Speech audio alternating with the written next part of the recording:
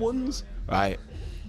So firstly, just got to do a formality. Are you happy to be on Made Television? Yeah, I mean, but first let's talk about Martha Brown, your mum, and say hi to your mum because she's the one who's held you down all these times. And we were just talking off camera how blessed it is when you know that mum's proud of what you're doing, and then you can get into interviews and it all kicks back in. So we just wanted a quick shout out and make sure you're cool.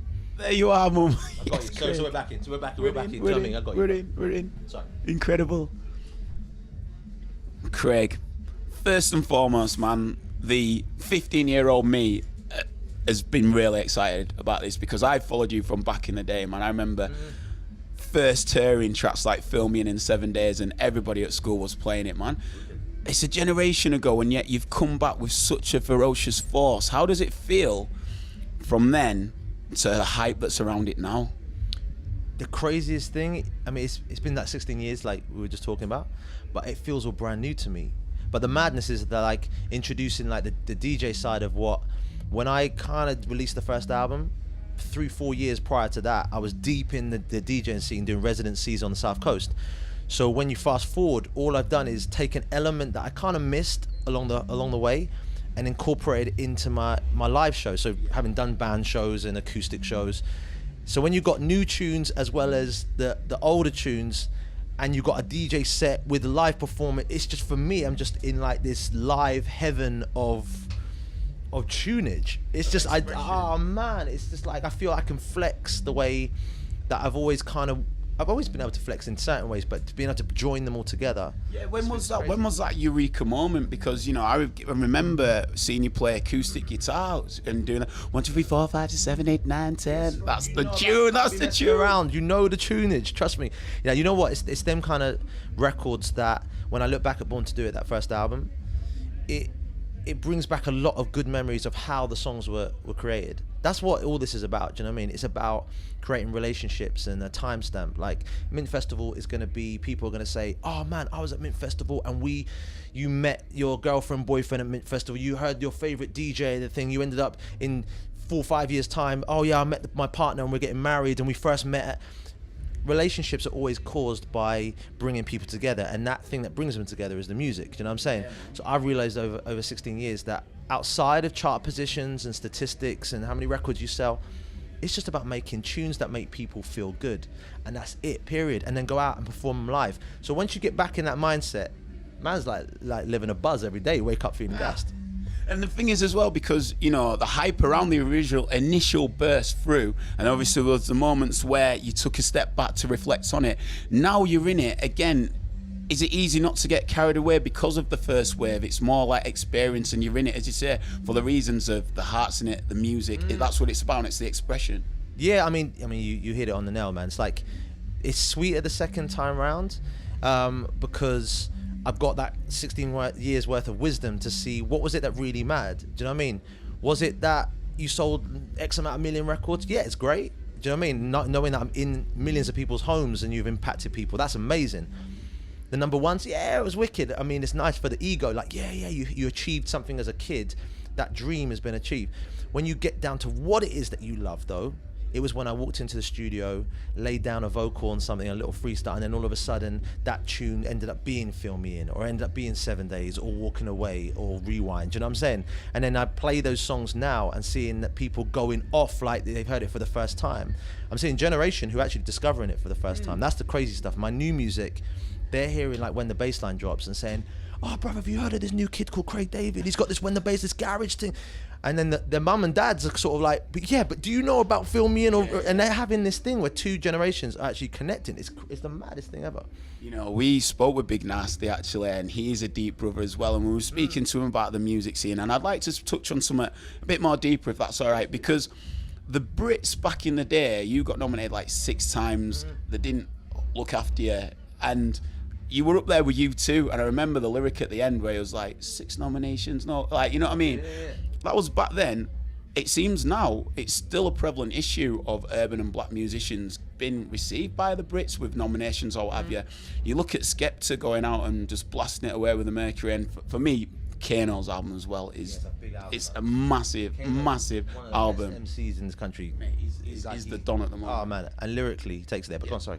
But no, my point is, do you feel that the shift in the in the culture has moved on, or do you still think it's quite, I don't want to use the word ignorant, but stagnated? Do you know what it is? And this is something I had to learn along the way, and even from the days of being nominated at the Brits. I think it was all going so fast for me anyway, because even at the time I was nominated for Brits. I mean, at the same time I was having like a #1 with like 7 days, and the album was going crazy, and I was just announcing my first arena tour, and so for me it was just like, okay, we didn't win anything today. Do you know what I mean? It's cool. When I look at it in hindsight, what I've realized is that if you want a scene to kind of be recognized, it's not necessarily about waiting for that time where you see the category and that person gets nominated and you actually get the award in your hand.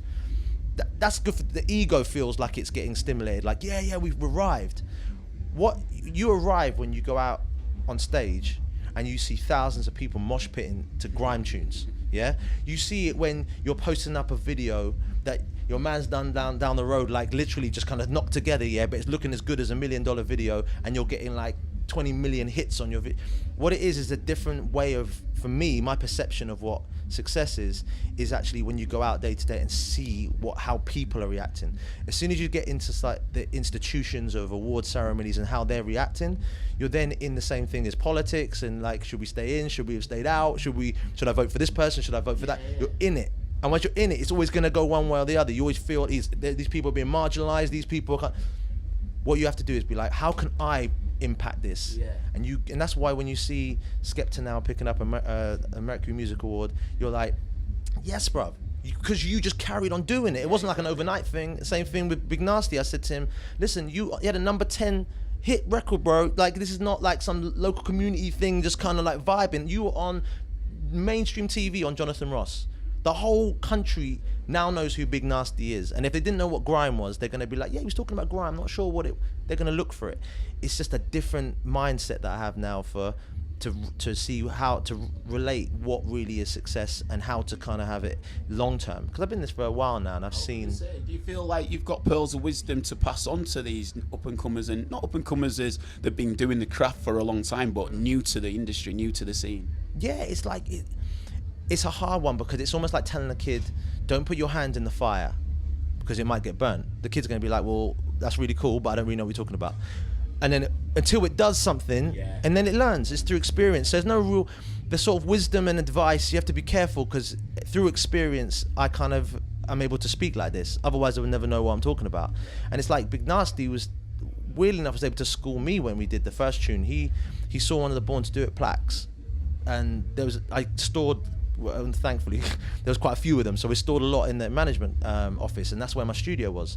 So he saw one on the floor and he called me out. He was like, bro, why the hell is that on the floor there? And I was like, well, bro, it's just like, I mean, I ain't gonna hang them all up all over the place, man. Like, and he goes, but bro, do you know how important that album was for me when I grew up? What it meant to me, to motivate me, inspire me. Me and my cousin Tyrone, when we were grounded, listening to your album, and you've just dashed it in the corner like it don't mean nothing. He schooled me, bruv.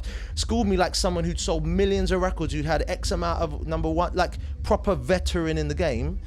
And I was like, bro. And he said, listen, be proud of that. Put that up. And it don't mean that you're kind of your ego showing off, and it's just you're proud of what you achieved. And he schooled me, bro. Wow. And that's what I love about Big Nasty, yeah, is that he wears his heart on his chest, you know what I mean? And on his sleeve, sorry. And I just feel like it's that. It's the realness of things, you know what I mean? And I'm happy to see the UK again is creating a scene that everyone's having to take notice of. The same when Garage came through the first time, Rewind wasn't taken to radio by a radio plugger. People calling up saying, what is this tune, Rewind, that's playing? Pirate radio stations were all over it, but mainstream stations, you playing this, and they're like, until it's forced the hand. That's how you do things around here. You have to act upon it, you know what I mean? Was the dance move as well, that Rewind? Yeah, we'll try and get those ones. Those are the ones I looked at that Top of the Pops video one time. I was like, hey, leave them kind of choreographed dance routines way in the past. Yeah, I was on a nonsense back then, but well, you know, you've got an arena tour that's coming up in 2017. You've been doing festivals over the summer, but what's it going to be like shifting to the arena side? Do you know what? Every show that I've done, like especially the festivals this year, has really honed me for that live side of things. I mean, I've done so many different ones. We did an 8-week residency for Ibiza Rocks with my TS5 shows. That's a pool party in the middle of the day. So you got to kind of adjust and make it right for that. Do you know what I mean? and you play different places where certain genres of music are kind of more well known than others. And you got what I love about my sort of TS5 set is I can change up the set as it goes. If I go on stage like tonight here at Mint Festival and I'm just feeling the crowd ain't feeling it, I can move to something different. And I'm feeling they love that, I can do more of that. You've got to be on the pulse rather than this kind of like, this is my set, I've got to do this set, and it's so rigid and I can't move. So going to arenas, it's just like, I mean, it's amazing when you think of how many people. I mean, we only went on sale like this week, and we were like selling out of the first one. I mean, and then you got the second one we were announcing. It's just mad stuff going on. Like when I'm looking at how the last arena tour for me was like the first time around was in like 15 years ago when I did Born to Do It. So to announce a second arena in London on the first day that we only went with the first one, and there's 15 other dates. It's surreal to me, man, and I'm blessed. I don't look at the arenas in any different way than I do being here in Leeds for Mint Festival. It's this show tonight. I'm not saying we're my main man here.